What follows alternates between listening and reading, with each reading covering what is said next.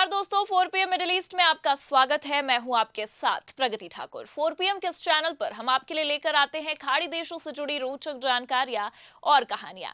तो इसी कड़ी में 4 PM के इस चैनल के माध्यम से हम आपके लिए लेकर आए हैं संयुक्त अरब अमीरात से जुड़ी एक ऐसी खबर जो कि आपके काम की हो सकती है। जैसे कि हम सभी जानते हैं, यूएई आज तरक्की की बुलंदियों को छू रहा है। कारोबार से लेकर घूमने की जगहों के मामले में विश्व पटल पर शीर्ष में इसका नाम आता है। रेतीले इलाके में होने के बावजूद आज यूएई में इतना विकास है कि न सिर्फ भारत से बल्कि अन्य देशों से भी लोग यहाँ काम करने के लिए जाते हैं, जिसकी वजह है कि यूएई बेहतर रोजगार प्रदान करती है। ऐसे में यूएई सरकार कर्मचारियों का खास ध्यान भी रखती है। न सिर्फ कर्मचारियों को अच्छी सैलरी मिलती है बल्कि उनकी छुट्टियों का भी खास ख्याल रखा जाता है। कर्मचारियों को लेकर एक ऐसा ही फैसला किया गया है जिसकी जमकर चर्चा हो रही है।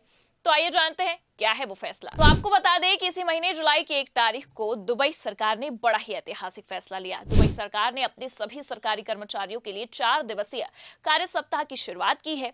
इस पहल को आवर फ्लेक्सिबल समर 2025 नाम दिया गया है, जो 12 सितंबर 2025 तक लागू रहेगी।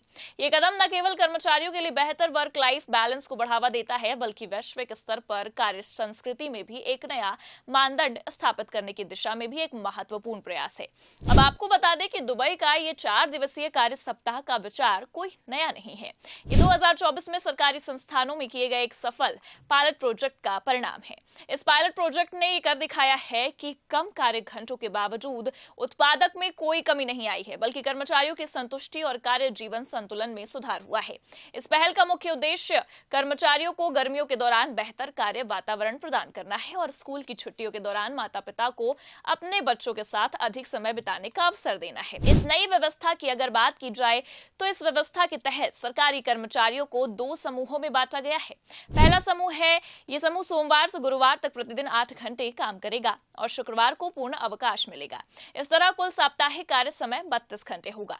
वहीं दूसरे की अगर बात की जाए तो दूसरा समूह सोमवार से गुरुवार तक 7 घंटे और शुक्रवार को 4 से 5 घंटे ही काम करेगा, जिससे कुल साप्ताहिक कार्य समय 32.5 घंटे होगा। ये लचीलापन कर्मचारियों को अपनी व्यक्तिगत और पारिवारिक जरूरतों के अनुसार कार्य सूची चुनने की आजादी भी देता है।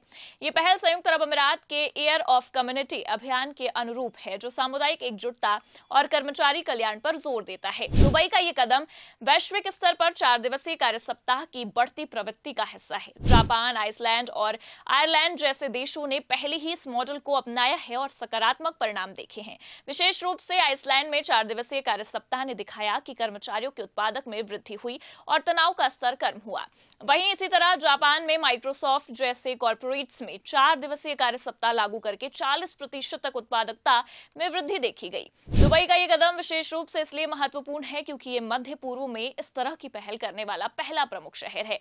ये न केवल क्षेत्रीय स्तर पर बल्कि वैश्विक स्तर पर अन्य देशों और शहरों के लिए एक प्रेरणा भी बन सकता है। अब आपको बता दें कि दुबई सरकार के मानव संसाधन विभाग द्वारा शुरू की गई इस पहल का उद्देश्य गर्मियों के महीनों के दौरान सार्वजनिक क्षेत्र के कर्मचारियों के लिए बेहतर कार्य वातावरण तैयार करना है।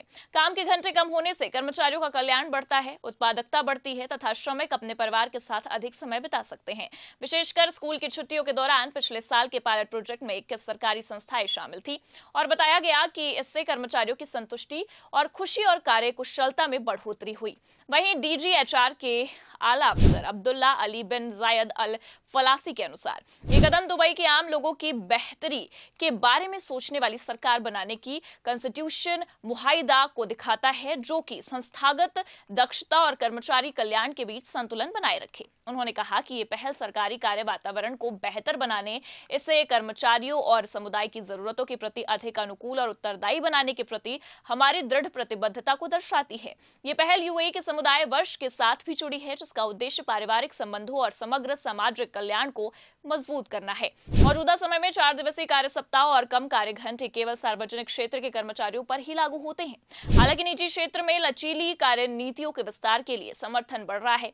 जनवरी में जारी एक सफेद पत्र और एक सरकारी सर्वेक्षण में दुबई के अधिकारियों ने बताया कि दूरस्थ कार्य और लचीले घंटों को व्यापक रूप से अपनाने से यातायात की भीड़ कम करने में भी मदद मिल सकती है। हालांकि सरकार द्वारा आधिकारिक इस कार्य नीति या फिर कम कार्य घंटों को लागू करने के लिए कोई संकेत नहीं है, लेकिन इससे पता चलता है कि अगर फ्यूचर में कभी इसे लागू किया जाता है तो सरकार ऐसी नीति को प्राथमिकता देगी। अध्ययन में यह भी पाया गया कि एक हाइब्रिड मॉडल जो एक केंद्रीकृत कार्यस्थल को घर से काम करने के विकल्प के साथ जोड़ता है, उत्पादकता, समावेशिता और कर्मचारी कल्याण को बढ़ाता है। इसके अतिरिक्त ये भी पता चला कि दूरस्थ कार्य नीति अपनाने वाली कंपनियां उम्मीदवारों के एक व्यापक समूह को आकर्षित कर सकती हैं, जिनमें घर पर देखभाल की जिम्मेदारियां रखने वाले या कार्यालय से निकटता के कारण समिति व्यक्ति भी शामिल हैं। अब इस फैसले पर जहां इतनी तारीफ हो रही है, वहीं ऐसे में सवाल भी उठता है कि क्या दुबई का निजी क्षेत्र भी इस मॉडल को अपनाएगा। हालांकि अभी तक निजी क्षेत्र के लिए इस तरह की कोई अनिवार्य नीति लागू नहीं की गई है, लेकिन कई संकेत इस दिशा में इशारा करते हैं। वहीं आपको बता दें कि दुबई और यूएई सरकार ने निजी क्षेत्र को लचीले कार्य घंटों और रिमोट वर्किंग को अपनाने के लिए प्रोत्साहित किया है। जनवरी 2025 में जारी एक सरकारी सर्वे में कहा गया कि यदि निजी कंपनियां लचीले कार्य घंटे अपनाती हैं तो इससे ट्रैफिक की समस्या में भी कमी आएगी और कर्मचारियों की उत्पादकता में भी सुधार हो सकता है। वहीं प्रोडक्टिविटी और ट्रैफिक मैनेजमेंट की अगर बात की जाए तो निजी क्षेत्र में 4 दिवसीय कार्य सप्ताह लागू करने से न केवल कर्मचारी संतुष्टि बढ़ सकती है, बल्कि शहर में ट्रैफिक जाम की समस्या भी कम हो सकती है। दुबई जैसे व्यस्त शहर में जहां ट्रैफिक एक बड़ी चुनौती है, ये एक महत्वपूर्ण लाभ हो सकता है। वहीं एक मॉडल की अगर बात की जाए तो 100-80-100 मॉडल के नाम से जाना जाता है। बता दें कि कई कंपनियां 4 दिवसीय कार्य सप्ताह के लिए इस मॉडल को अपनाती हैं, जिसमें कर्मचारियों को 100% वेतन मिलता है, लेकिन उनके कार्य घंटे 80% तक कम हो जाते हैं, बशर्ते वो 100% उत्पादकता बनाए रखे। ये मॉडल निजी क्षेत्र के लिए आकर्षक हो सकता है क्योंकि ये लागत को नियंत्रित करते हुए कर्मचारी कल्याण को बढ़ावा देता है। ऐसे में दुबई का ये कदम न केवल एक अस्थायी प्रयोग है, बल्कि ये भविष्य की कार्य संस्कृति को आकार देने की दिशा में एक महत्वपूर्ण कदम भी है। यदि ये पहल सफल रही तो ये पूरे यूएई और फिर शायद अन्य मध्य पूर्वी देशों में भी लागू हो सकती है। इसके अलावा निजी क्षेत्र के लिए इसे एक वैकल्पिक मॉडल के रूप में भी पेश किया जा सकता है, जिसे कंपनियां अपनी आवश्यकताओं के अनुसार अनुकूलित कर सकती हैं। वहीं ऐसे में दुबई का 4 दिवसीय कार्य सप्ताह एक साप्ताहिक और प्रगतिशील कदम है, जो कर्मचारी कल्याण और उत्पादकता के बीच संतुलन बनाने की दिशा में एक महत्वपूर्ण प्रयास भी माना जा रहा है। हालांकि ये अभी केवल सरकारी क्षेत्र तक ही सीमित है। निजी क्षेत्र में इसके अनुप्रयोग की संभावना बहुत अधिक है, लेकिन निजी कंपनियां इन मॉडल को अपनाती हैं तो ये दुबई को न केवल एक वैश्विक व्यापार केंद्र के रूप में बल्कि एक कर्मचारी अनुकूल शहर के रूप में भी स्थापित करेगा। ये पहल न केवल दुबई के लिए बल्कि पूरी दुनिया के लिए एक प्रेरणा बन सकती है, जो ये दर्शाती है कि नवाचार और मानव केंद्रित नीतियां एक साथ मिलकर भविष्य को बेहतर बना सकती हैं। खैर, इस बारे में आप क्या सोचते हैं, हमें कमेंट करके अपनी राय जरूर बताएं और ज्यादा जानकारी के लिए देखते रहे 4PM मिडिल ईस्ट। नमस्कार।